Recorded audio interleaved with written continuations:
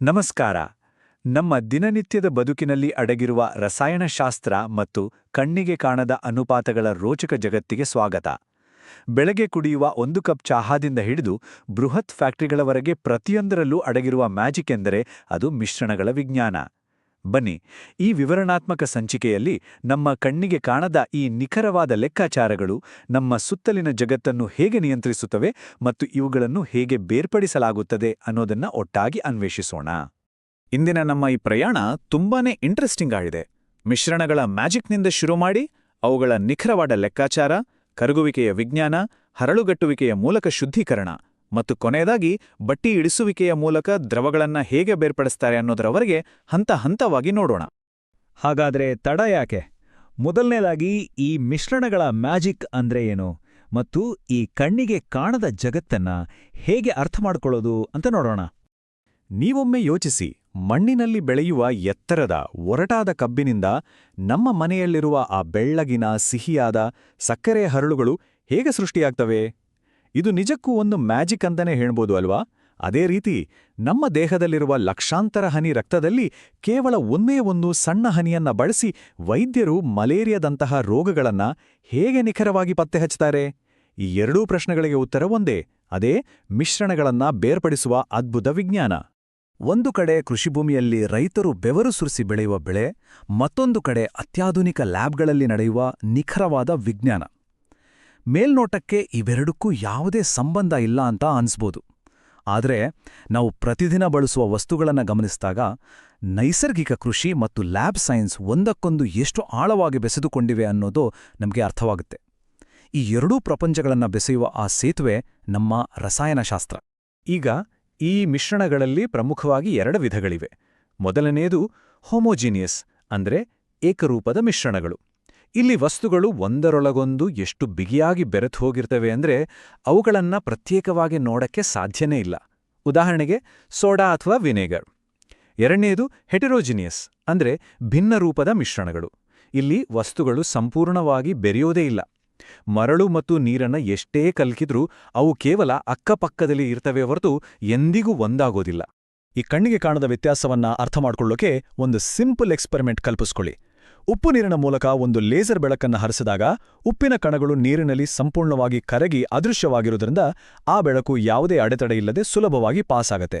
ಆದರೆ ಅದೇ ಲೇಸರನ್ನ ಸೀಮೆ ಸುಣ್ಣದ ಪುಳಿ ಮತ್ತು ನೀರಿನ ಮಿಶ್ರಣದ ಮೂಲಕ ಹರಿಸಿದಾಗ ಕರಗದ ಆ ಸೀಮೆ ಸುಣ್ಣದ ಕಣಗಳು ಒಂದು ಗೋಡೆಯಂತೆ ನಿಂತು ಆ ಬೆಳಕಿನ ಕಿರಣವನ್ನ ಸಂಪೂರ್ಣವಾಗಿ ಚೆದುರಿಸಿಬಿಡ್ತವೆ. ಎಷ್ಟೊಂದು ಆಶ್ಚರ್ಯ ಅಲ್ವಾ?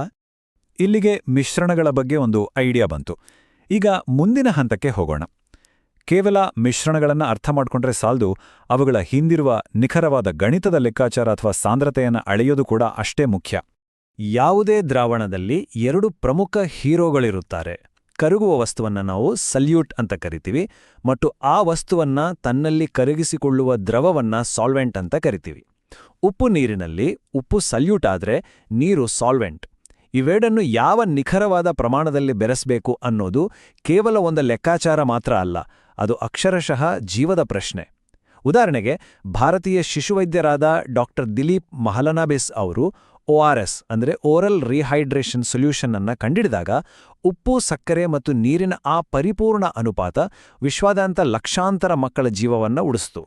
ಬೇರೆ ಬೇರೆ ಕ್ಷೇತ್ರಗಳಲ್ಲಿ ಈ ಸಾಂದ್ರತೆಯನ್ನ ಅಳೆಯೋಕೆ 3 ಪ್ರತ್ಯೇಕ ಗಣಿತದ ಸೂತ್ರಗಳಿವೆ ಅನ್ನೋದನ್ನ ನಾವು ಗಮನಿಸಬೇಕು.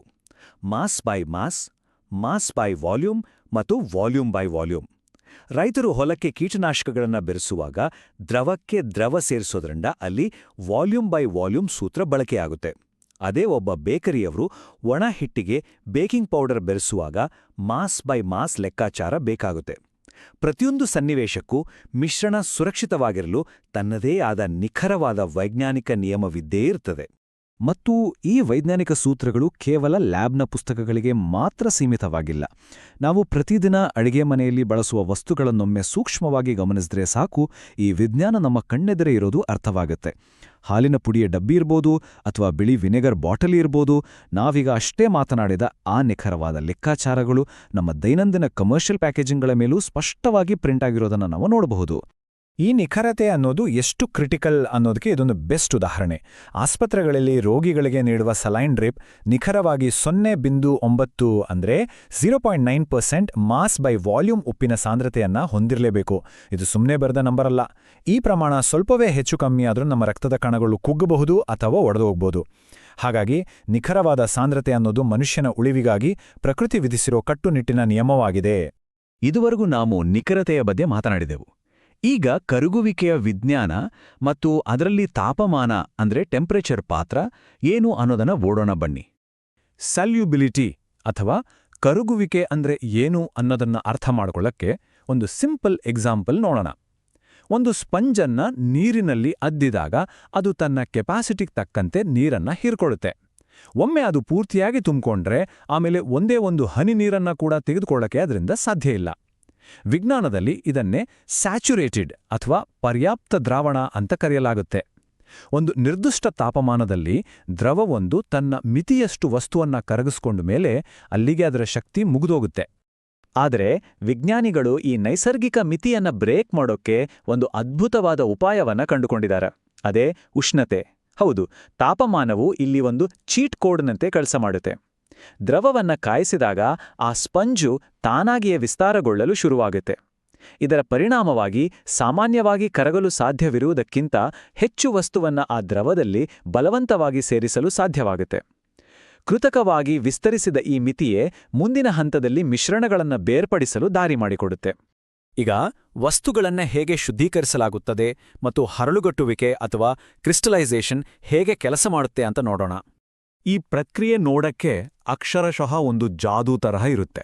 ಉದಾಹರಣೆಗೆ, ತಾಮ್ರದ ಸಲ್ಫೇಟ್ನಂತಹ ಕಲ್ಮಶವಿರುವ ವಸ್ತುವನ್ನು ತೆಗೆದುಕೊಂಡು ಅದನ್ನು ಬಿಸಿ ನೀರಿನಲ್ಲಿ ಕರಗಿಸಿ ಸ್ಯಾಚುರೇಟ್ ಮಾಡಲಾಗುತ್ತೆ.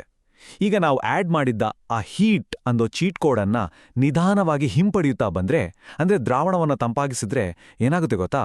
ನೀರು ತಣ್ಣಗಾದಂತೆ ವಸ್ತುವನ್ನ ಹಿಡಿದಿಟ್ಕೊಳ್ಳುವ ತನ್ನ ಕೆಪಾಸಿಟಿಯನ್ನ ಕಳ್ಕೊಳ್ಳುತ್ತೆ. ಆಗ ದ್ರವದಲ್ಲಿರುವ ವಸ್ತುವು ಕಲ್ಮಶಗಳನ್ನೆಲ್ಲ ಹಿಂದಿಯೇ ಬಿಟ್ಟು ಅತ್ಯಂತ ಶುದ್ಧವಾದ ಮತ್ತು ಸುಂದರವಾದ ಜಾಮಿತೀಯ ಆಕಾರದ ಹರಳುಗಳಾಗಿ ಅಂದ್ರೆ ಕ್ರಿಸ್ಟಲ್ಸ್ ಆಗಿ ಹೊರಹೊಮ್ಮುತ್ತೆ. ಅಸಲಿ ವಿಚಾರ ಏನಂದ್ರೆ, ಲ್ಯಾಬ್ನ ಒಂದು ಸಣ್ಣ ಬೀಕರ್ನಲ್ಲಿ ಕೇವಲ 10-20 ನಿಮಿಷಗಳಲ್ಲಿ ನಡೆಯುವ ಈ ಪ್ರಕ್ರಿಯೆಯನ್ನ ಪ್ರಕೃತಿ ಕೂಡ ಮಾಡುತ್ತೆ. ಸ್ಫಟಿಕಶಿಲೆಗಳು ಅಥವಾ ಮೇಘಾಲಯದ ಮೌಸ್ಮೈ ಗುಹೆಯಲ್ಲಿ ಕಂಡುಬರುವ ಬೃಹತ್ ಮತ್ತು ಬೆರಗುಗೊಳಿಸುವ ರಚನೆಗಳು ಇದಕ್ಕೆ ಅದ್ಭುತ ಉದಾಹರಣೆಗಳು. ನಾವಿಲ್ಲಿ ಪ್ರಯೋಗಾಲಯದಲ್ಲಿ ಬಳಸಿದ ಅದೇ ರಾಸಾಯನಿಕ ತತ್ವಗಳನ್ನೇ ಬಳಸಿ ಪ್ರಕೃತಿಯು ಸಾವಿರಾರು ವರ್ಷಗಳ ಕಾಲ ನಿಧಾನವಾಗಿ ಕೆಲಸ ಮಾಡಿ ಇಂತಹ ಬೃಹತ್ ಗುಹಾ ರಚನೆಗಳನ್ನು ನಿರ್ಮಿಸಿದೆ ಅನ್ನೋದು ನಿಜಕ್ಕೂ ಎಂಥವರನ್ನು ವಿಸ್ಮಯಗೊಳಿಸುತ್ತೆ. ಇಲ್ಲಿವರೆಗೆ ಘನ ವಸ್ತುಗಳನ್ನ ಬೇರ್ಪಡಿಸಿದನ್ನ ನೋಡಿದ್ವಿ. ಈಗ ನಮ್ಮ ಅಂತಿಮ ವಿಭಾಗಕ್ಕೆ ಬರೋಣ. ಬಟ್ಟಿ ಇಳಿಸುವಿಕೆ ಅಂದ್ರೆ ಸಂಪೂರ್ಣವಾಗಿ ಬೆರೆತೋಗಿರುವ ದ್ರವಗಳನ್ನ ಹೇಗೆ ಬೇರ್ಪಡಿಸೋದು ಅಂತ ನೋಡೋಣ. ಪರಸ್ಪರ ಸಂಪೂರ್ಣವಾಗಿ ಮಿಕ್ಸ್ ಆಗಿ ಹೋಗಿರುವ 2 ದ್ರವಗಳನ್ನು ಬೇರ್ಪಡಿಸೋದು ಹೇಗೆ? ಇಲ್ಲಿ ದ್ರವಗಳ ಕುದಿಯುವ ಬಿಂದು ಅಥವಾ ಬಾಯ್ಲಿಂಗ್ ಪಾಯಿಂಟ್ ನಮಗೆ ಮಾಸ್ಟರ್ ಕೀ ತರಹ ಕೆಲಸ ಮಾಡುತ್ತೆ. ಮಿಶ್ರಣವನ್ನ ಕಾಯಿಸಿದಾಗ ಯಾವ ದ್ರವದ ಬಾಯ್ಲಿಂಗ್ ಪಾಯಿಂಟ್ ಕಡಿಮೆಯುತ್ತೋ ಅದು ಮೊದಲು ಆವಿಯಾಗಿ ಮೇಲಕ್ಕೆ ಹಾರುತ್ತೆ. ಆ ಆವಿಯನ್ನ ಬಹಳ ಎಚ್ಚರಿಕೆಯಿಂದ ಹಿಡಿದಿಟ್ಟು ಕಂಡೆನ್ಸರ್ ಮೂಲಕ ತಂಪಾಗಿಸಿದ್ರೆ ನಮಗೆ ಕಳಂಕರಹಿತವಾದ ಅತ್ಯಂತ ಶುದ್ಧ ದ್ರವ ಮರಳಿ ಸಿಗತ್ತೆ. ಕಾದ ಭೂಮಿಯ ಮೇಲೆ ಮೊದಲ ಮಳೆಹಣಿ ಬಿದ್ದಾಗ ಬರುವ ಆ ಒಂಥರ ಮಣ್ಣಿನ ಪರಿಮಳವನ್ನ ನಾವೆಲ್ಲರೂ ಆಸ್ವಾದಿಸಿದ್ದೇವಲ್ವಾ? ಕನೋಜ್ನಲ್ಲಿ ಶತಮಾನಗಳಿಂದ ಬಳಸಲಾಗುವ ಸಾಂಪ್ರದಾಯಿಕ ದೇಗ್ ಬಪ್ಕಾ ಬಟ್ಟಿ ಇಳಿಸುವಿಕೆಯ ವಿಧಾನವು ಪ್ರಕೃತಿಯ ಈ ಅದ್ಭುತವಾದ ಪರಿಮಳವನ್ನೇ ಸೆರೆಹಿಡಿದು ಮಿಟ್ಟಿಕಾ ಅಟ್ಟರನ್ನೋ ಸುಗಂಧ ದ್ರವ್ಯವನ್ನ ಸೃಷ್ಟಿಸುತ್ತೆ. ಪುರಾತನ ಕಾಲದ ಈ ಸರಳ ರಸಾಯನಶಾಸ್ತ್ರವು ಪ್ರಕೃತಿಯ ಸೂಕ್ಷ್ಮ ಸುಗಂಧಗಳನ್ನು ಬೇರ್ಪಡಿಸಿ ಬಾಟಲ್ಗಳಲ್ಲಿ ತುಂಬುವ ಕೆಲಸವನ್ನ ಎಷ್ಟು ಸುಂದರವಾಗಿ ಮಾಡುತ್ತೆ ಅನ್ನೋದಕ್ಕೆ ಇದೊಂದು ಅತ್ಯುತ್ತಮ ನೈಜ ಉದಾಹರಣೆ. ಸಣ್ಣ ಮಣ್ಣಿನ ಮಟ್ಕೆಗಳಿಂದ ಶುರುವಾದ ಈ ಬಟ್ಟಿ ಇಳಿಸುವಿಕೆಯ ವಿಜ್ಞಾನವು ಬೃಹತ್ ಕೈಗಾರಿಕೆಗಳಲ್ಲಿ ಯಾವ ಮಟ್ಟಿಗೆ ಕೆಲಸ ಮಾಡುತ್ತೆ ಅಂತ ನೋಡಿದ್ರೆ ನೀವು ದಂಗಾಗ್ತೀರಾ. ಪೆಟ್ರೋಲಿಯಂ ರಿಫೈನರಿಗಳಲ್ಲಿರುವ ಬೃಹದಾಕಾರದ ಟವರ್ಗಳನ್ನು ಕಲ್ಪಿಸ್ಕೊಳ್ಳಿ. ಇಲ್ಲಿ ದಟ್ಟವಾದ ಕಪ್ಪು ಕಚ್ಚಾ ತೈಲವನ್ನ ಫ್ರ್ಯಾಕ್ಷನಲ್ ಡಿಸ್ಟಿಲೇಷನ್ ಅಥವಾ ಭಿನ್ನಾಂಶ ಬಟ್ಟಿ ಇಳಿಸುವಿಕೆ ಅನ್ನೋ ಪ್ರಕ್ರಿಯೆಗೆ ಒಳಪಡಿಸಲಾಗುತ್ತೆ. ಕುದಿಯುವ ಬಿಂದುವಿನ ಆಧಾರದ ಮೇಲೆ ಅದೇ ಒಂದೇ ತೈಲವು ನಾವು ಅಡಿಗೆಗೆ ಬಳಸುವ LPG ಗ್ಯಾಸ್, ವಾಹನ ಓಡಿಸುವ ಪೆಟ್ರೋಲ್, ಸೀಮೆ ಎಣ್ಣೆ ಮತ್ತು ಡೀಸೆಲ್ ಆಗಿ ಅತ್ಯಂತ ನಿಖರವಾಗಿ ಪ್ರತ್ಯೇಕಗೊಳ್ಳುತ್ತೆ. ನಾವು ಕುಡಿಯುವ ORS ದ್ರಾವಣದಿಂದ ಹಿಡಿದು ಸಾವಿರಾರು ವರ್ಷಗಳ ಹಳೆಯ ಗುಹೆಗಳು, ಮಳೆಯ ಪರಿಮಳದ ಅತ್ತರ್ ಹಾಗೂ ಬೃಹತ್ ರಿಫೈನರಿಗಳವರೆಗೆ ಈ ಎಲ್ಲವೂ ಮಿಶ್ರಣಗಳ ನಿಖರವಾದ ಅನುಪಾತ ಮತ್ತು ಬೇರ್ಪಡಿಸುವಿಕೆಯನ್ನೇ ಸಂಪೂರ್ಣವಾಗಿ ಅವಲಂಬಿಸಿವೆ. ಇವೆಲ್ಲವನ್ನು ನೋಡಿದಾಗ ನಮ್ಮ ದಿನನಿತ್ಯದ ಬದುಕು ಕೇವಲ ರಸಾಯನಶಾಸ್ತ್ರದ ಒಂದು ದೊಡ್ಡ ಪ್ರಯೋಗಾಲಯ ಇದ್ದಂತೆ ಭಾಸವಾಗುತ್ತೆ ಅಲ್ವಾ? ಹಾಗಾದ್ರೆ ಈ ಕ್ಷಣದಲ್ಲಿ ನಿಮ್ಮ ಸುತ್ತಲಿರುವ ದೈನಂದಿನ ವಸ್ತುಗಳಲ್ಲಿ ಎಚ್ಚರಿಕೆಯಿಂದ ಬೇರ್ಪಡಿಸಲು ಕಾಯ್ತಿರುವ ಇನ್ಯಾವೆಲ್ಲ ಸಂಕೀರ್ಣ ಮಿಶ್ರಣಗಳು ರಹಸ್ಯವಾಗಿ ಅಡಗಿರಬಹುದು ಅಂತ ಒಮ್ಮೆ ಯೋಚಿಸಿ. ನಿಮ್ಮ ಸುತ್ತಲಿನ ಜಗತ್ತನ್ನ ಹೊಸ ಕುತೂಹಲದಿಂದ ನೋಡಲು ಈ ಪ್ರಶ್ನೆ ನಿಮಗೆ ಖಂಡಿತ ಪ್ರೇರಣೆಯಾಗಲಿ.